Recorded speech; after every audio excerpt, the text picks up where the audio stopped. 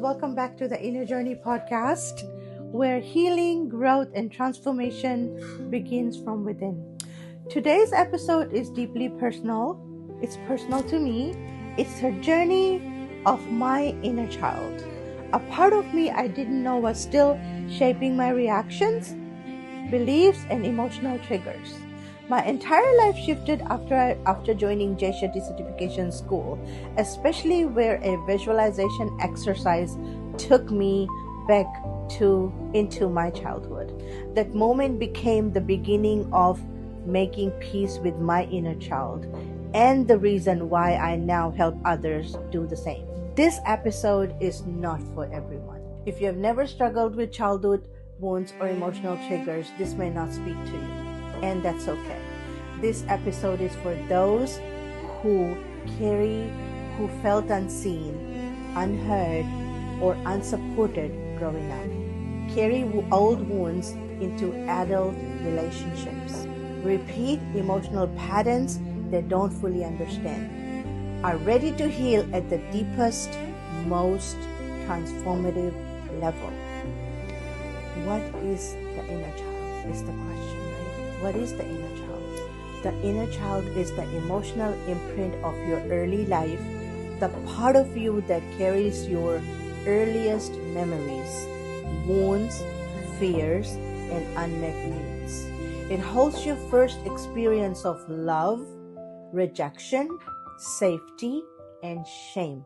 Whether acknowledged or not, your inner child continues to shape your beliefs, reactions, and emotional triggers in adulthood. What is the impact of unmet childhood needs, and how does it affect us growing up? Children with unmet emotional needs often grow up feeling not enough, unworthy, hypervigilant, afraid of disappointing others, and terrified of rejection or abandonment. How does these inner child issues trigger us as adults?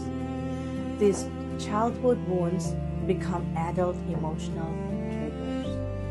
Feeling rejected when someone simply disagrees with us. Feeling abandoned when a partner just needs a little bit of space because we want them 24/7. Because that gives us comfort and that gives us safety. Fully attacked by feedback because criticism once felt unsafe. Overreacting to small issues because the inner child feels threatened. Shutting down emotionally because vulnerability was once punished. And examples of inner child are a child who desperately wants a parent's attention but was met with silence, dismissal, not now, or I'm busy. That child grows into an adult who now panics when messages go unread. In those moments, it's not the adult reacting. It's the inner child begging not to be ignored again. The personalities we adopt to survive with inner child issues. When the inner child is wounded, we develop survival identities. Number one survival identity is the people pleaser, which means we want to earn what we never received freely. The overachiever, believing that success equals worth, so we overachieve to get that acknowledgement, to get that credit, or to be recognized. The fixer, to keep peace, to avoid chaos. The avoidant, number 4, the avoidant, shutting down emotions for safety, because shutting down and being quiet keeps you safe. These roles, the angry protector, number 5, using anger to hide deep hurt. These roles helped us survive childhood, but they limit our growth, connection, and emotional freedom as adults. How inner child healing transformed my life. I would like to talk a little bit. I would like to share a story about how the inner child healing helped transformed my life. So I joined Jay Shetty Certification School back in January of 2025. And the time that I joined the Jay Shetty Certification School, I was going through the darkest moments of my life. And part of the program was coaching. We were required to do coaching sessions for a period of time to submit part of our assessment. And so during one of the coaching sessions, I remember very, very clearly, during one of my coaching sessions with one of my fellow coaches, that was like probably my first or my second coaching session. I was coached by one of these wonderful coaches, and when I started talking, I couldn't stop talking. I kept on going on and on and on. I had so much to unpack. And this was my first experience being coached by a life coach. I'd never experienced this before. And when I started talking during the coaching session, my fellow coach was super, super, super, like, she allowed me the space. She was so like, she made me feel safe. And that safe environment allowed me to unpack so much that I was holding in me for such a long period of time. I kept on talking and talking and talking, and she gave me that space. She made me feel safe, and she allowed me to be myself, to be vulnerable, and to open up and talk about it very, very like confidently. She gave me that, she allowed me that space. And when the space was given to me, I unpacked so much. I talked about all the things that I have been holding on to me. Part of it actually was issues with my inner child, and like when I was growing up, what I was holding in me for the longest time. And when I was unpacking, she was very quiet and she kept listening to me. When I was done talking, I started crying non-stop, like tears were rolling down my cheeks, and my emotions were so raw, and I couldn't stop crying. Like I kept on crying for a very long period of time after talking about all those things. And when I stopped crying, she asked me if it would be okay for me to do a visualization exercise, because a visualization I didn't even know what the impact of the visualization exercise was at the time. I said yes, I would love to. And so when I started that visualization exercise, that's when I actually met my inner child. I did not even know that I was holding on to so many things deep down in my heart.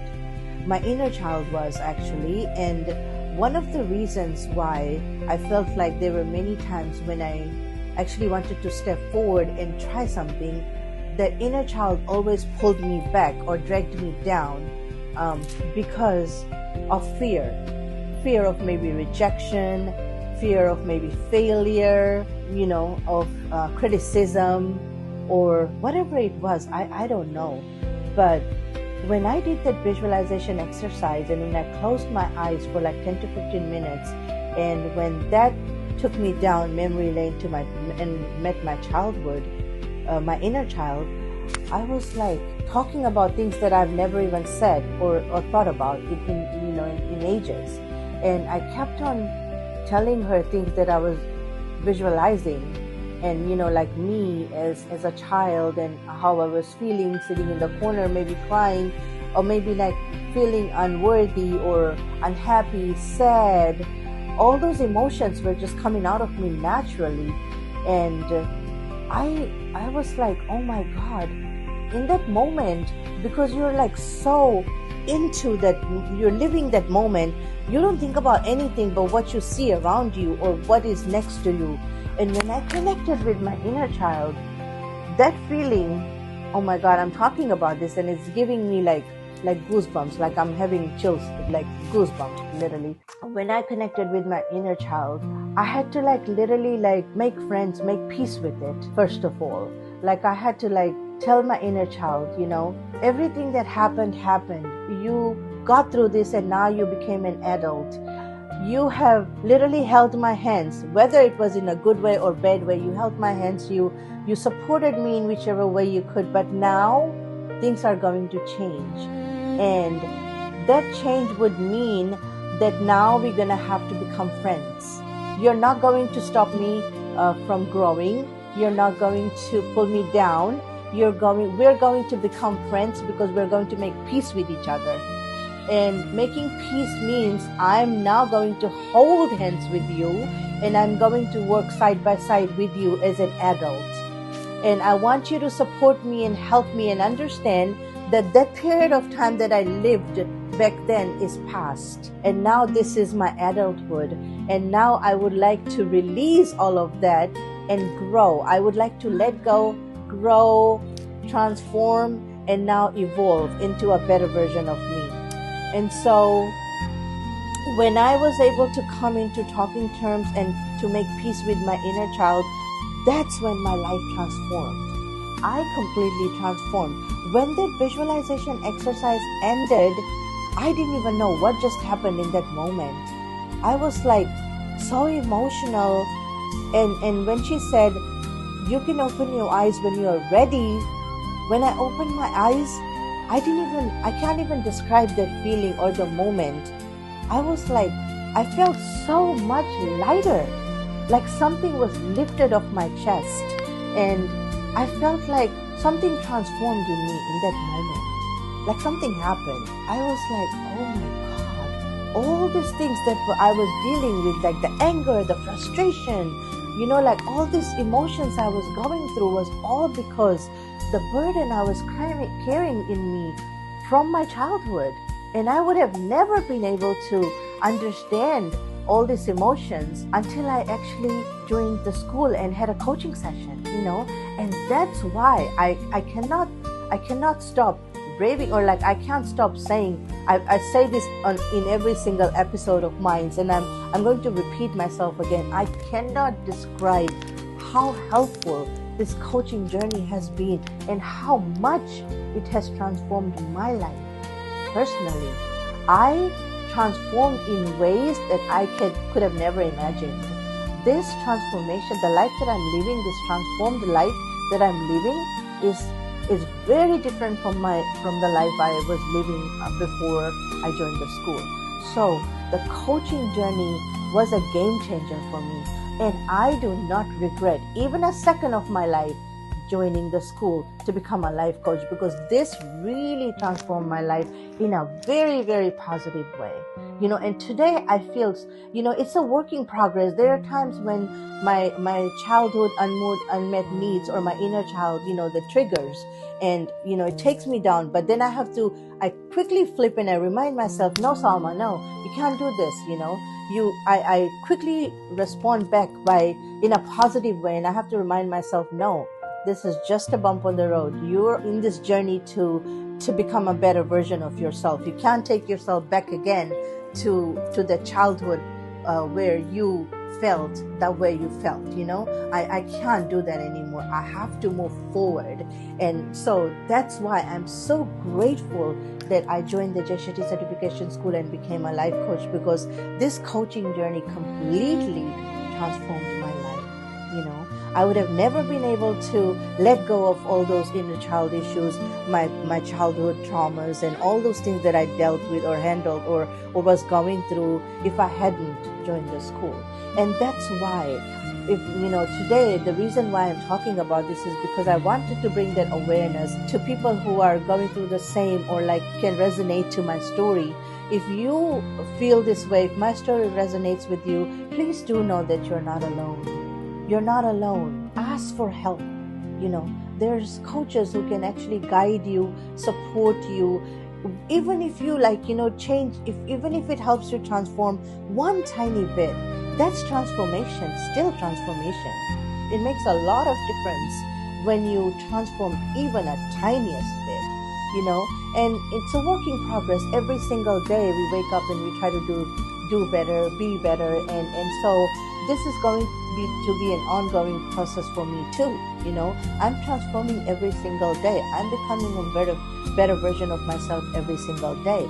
So I'm thankful for this journey, because had I not joined this journey, I would have never been able to let go of my childhood traumas, or I would have never been able to make peace with my inner child, and I would have never been able to come out this strong. And this is what I realized when I actually when I went through the visualization exercise. I was able to meet with the version of me who felt unheard, unprotected, unprotected, confused, afraid. I met that version of me when I did the visualization exercise during my coaching journey. And I realized that I've been carrying this, that my inner child has been carrying this pain into every relationship, every reaction, and every decision I was making. It was impacting me, but I did not know about that until I actually had that visualization exercise during my coaching journey. And the moment I acknowledged her, which is my inner child, confronted her and released her burdens, everything shifted.